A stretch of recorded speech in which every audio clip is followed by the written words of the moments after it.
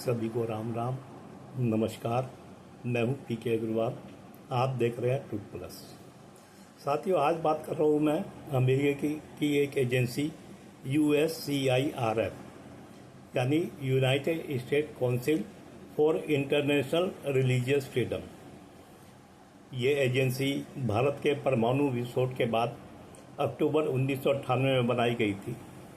अब इसका लक्ष्य क्या होगा, इसका अंदाज़ा इस बात से लगा सकते हैं। अब पहले तो ये बताऊं कि क्योंकि ये एजेंसी धार्मिक आधार पर रिपोर्ट देती है, तो मुझे भी धार्मिक आधार पर ही बात करनी पड़ेगी। मैं इस कंपनी के शीर्ष अधिकारियों के नाम देख रहा था। वो ईसाई हैं और मुसलमान हैं, यानी उसमें हिंदू नहीं है। तो आप समझ लें, जिस संस्था में शीर्ष पदों पर ईसाई और मुसलमान होंगे, उसकी रिपोर्ट कम से कम ईसाई और मुसलमानों के खिलाफ तो नहीं होगी, या दिखाने के लिए हो वो अलग बात है। अब इसके बाद बचते हैं दुनिया में दो बड़े देश, एक चीन, एक भारत। चीन कम्युनिस्ट देश है, वो तो अपने यहाँ किसी को हाथ रखने नहीं देता, तो ये भी कुछ भी बोलते रहे, उसे वो परवाह नहीं करता।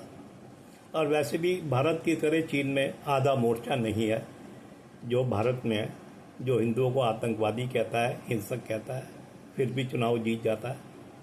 वहाँ पर चीन में नहीं है।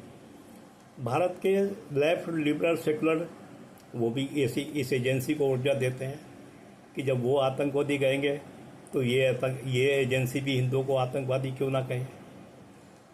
हालांकि भारत सरकारें, जो मैंने पढ़ा है, इस रिपोर्ट को खास महत्व नहीं देती, खारिज कर देती हैं। अभी हाल में भी खारिज कर दिया है, जो 2024 की रिपोर्ट आई।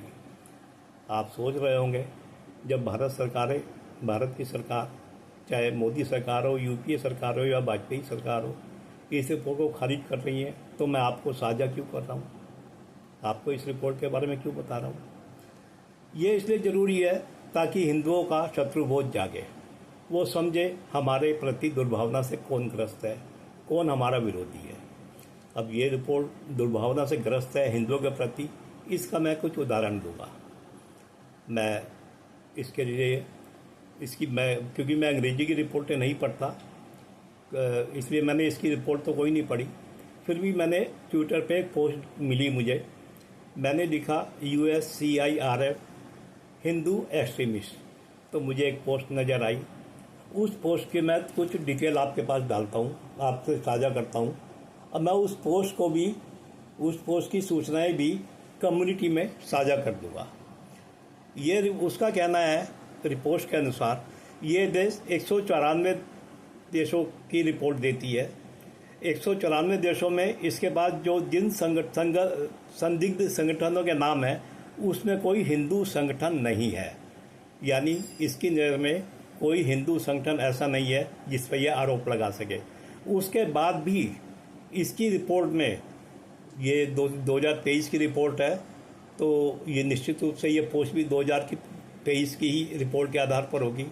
इसकी रिपोर्ट में हिंदू टेररिज्म बार, हिंदू आतंकवाद 2 बार आ रखा है, क्रिश्चियन टेररिज्म 0, मुस्लिम टेररिज्म 0।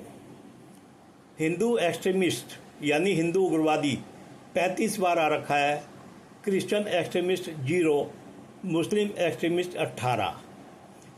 एक लिखा है एक्सक्लूसिविस्ट हिंदू, इससे क्या मतलब है मैं भी नहीं समझ पाया, ये 2 बार आ रखा है। एक्सक्लूसिविस्ट क्रिश्चियन 0 बार, एक्सक्लूसिविस्ट मुस्लिम 0 बार। हिंदू मॉब 15 बार आ रखा है, मुस्लिम मॉब मतलब भीड़ 1 बार, क्रिश्चियन मॉब 0। हिंदू नेशनलिस्ट 89 बार आ रखा है, क्रिश्चियन नेशनलिस्ट 0 बार आ रखा है, मुस्लिम नेशनलिस्ट 0 बार आ रखा है। एक्सट्रीम हिंदू 2 बार आ रखा है, एक्सट्रीम मुस्लिम 0 बार आ रखा है, एक्सट्रीम क्रिश्चियन 0 बार आ रखा है। तो इससे आप इस रिपोर्ट का दुर्भावना का वो समझ सकते हैं कि ये रिपोर्ट हिंदुओं के प्रति कितनी दुर्भावनापूर्ण है। किसी हिंदू संगठन का नाम ना होते हुए भी हिंदुओं को आतंकवादी, उग्रवादी जैसे शब्दों से सूचित करना, वैसे भी जिसका उद्देश्य हिंदुओं को ही टारगेट करना है, क्योंकि वो इनके एजेंडा को सूट करता है। इससे आप एक चीज़ और निकाल सकते हैं, इस रिपोर्ट के पीछे के आदमी और भारत का लेफ्ट लिबरल सेकुलर इकोसिस्टम एक समान है कि वो भी तो हमें आतंकवादी कहता है, तो ये भी कहते हैं, वो भी हिंसक कहता है, ये उग्रवादी कह देते हैं। तो मैंने आपको साझा कर दी है ताकि आप समझ जाएं, ताकि आप जागरूक हो जाएं और ऐसी रिपोर्टें सावधान रहे। पश्चिम से आने वाली अधिकांश रिपोर्टें जो एक तो होती है तथ्य पर आधारित, उसकी बात तो नहीं कर रहा, एक होती है एजेंडे पर आधारित। अब जो एजेंडे पर आधारित होती हैं तो आप मान के चलें उसमें हो सकता है काम करने वाले अधिकांश मुस्लिम या ईसाई हों, हिंदू होंगे नहीं, अगर कोई होगा भी तो हो सकता है लेफ्ट लिबरल सेकुलर विचारधारा का हो।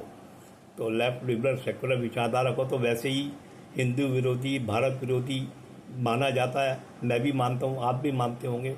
तो अब ये रिपोर्ट क्योंकि भारत पर निशाना लगाती है, हिंदुओं पर निशाना लगाती है, तो इससे आप अनुमान लगा लें कि इस रिपोर्ट की क्या साख है। आपको एहसास होना चाहिए, आप अपने विरोधियों को पहचानना सीखें, ये हिंदू के लिए बहुत ज़रूरी है। तो मुझे आशा है आप मेरा आशय समझ गए होंगे।